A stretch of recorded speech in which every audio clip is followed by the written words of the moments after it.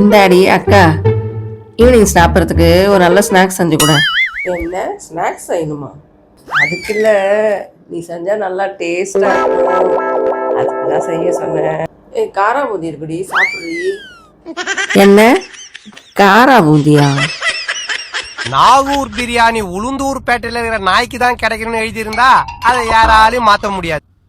அது மாதிரி காரா பூந்தி தான் இன்னைக்கு எனக்கு ஸ்நாக்ஸ்னா யாரால மாற்ற முடியும்? கடலை மாவை சலிச்சிட்டு நல்லா இந்த பதத்துக்கு கொஞ்சம் தண்ணியாக கரைச்சி வச்சுக்கணும்.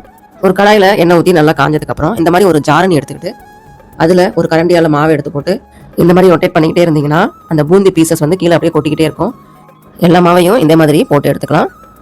நல்லா வெந்ததுக்கு அப்புறம் எண்ணெயை வடிச்சிட்டு அந்த பூந்தியை மட்டும் எடுத்துடலாம். அதோட கொஞ்சம் கருவேப்பிலை, கடலை, பூண்டு எல்லாத்தையும் எண்ணெயில் போட்டு வறுத்து அந்த பூந்தியோடு சேர்த்துருங்க.